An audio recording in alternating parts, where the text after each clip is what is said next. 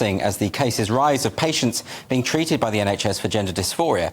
There's been a huge rise over the last decade in the numbers of young people who want to change gender.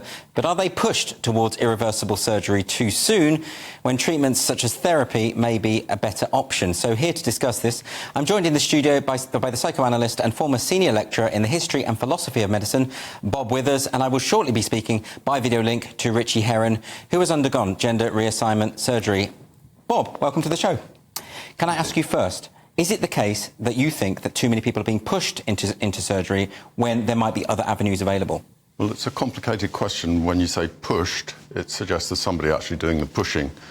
And sometimes it's the young people themselves who think that it's going to solve a problem. And my question would be, is that always going to be the case? Or are there better, less invasive ways of dealing with gender dysphoria first? And would therapy therefore be a sensible option? Can you give a sense of the extent of the increase, though? Because it has been quite remarkable, hasn't it? Well, I believe it's been a 20-fold increase in young people between 2010 and 2020 or so.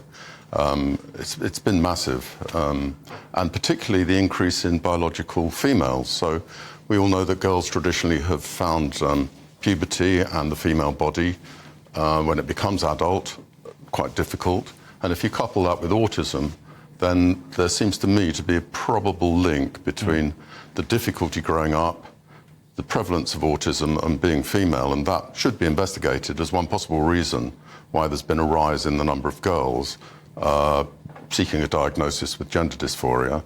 And obviously those girls, if they do have surgery and hormones, it's not going to necessarily solve their unease with their bodies. In fact, it might make it worse. It might leave them sterile and not functioning sexually and feeling worse about themselves. Well, I'd like to bring in Richie Herron at this point. Richie, are you there? Hi. Hi, Richie. So for those who don't know your experience, it'd be quite good if you could just briefly explain to us what happened to yourself. Yeah, sure. I transitioned as an adult at the age of 26. Entered the gender clinic. I think my first appointment was January 2015 after a 15-month wait. And the first question I got asked by the psychiatrist was, do I want surgery? To which I responded, no, I think I want some therapy. So funnily enough, they give me therapy at the gender clinic. Now, I say therapy, it's gender affirmation therapy. So any doubt I had was managed, and I was introduced to two concepts like internalized transphobia, cissexism, and any sort of doubt that I had to bring to the table. But once I had that initial diagnosis of transsexualism, I was essentially told that everything is all related to trans. There's no possibility that it's related to anything else.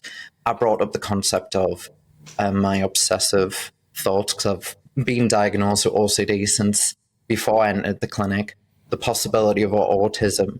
And I was told at the very beginning that, no, you can be trans and have OCD. But when I actually had the surgery in 2018 after rejecting it several times, I told them immediately I regretted it, and I was told it was because of the OCD.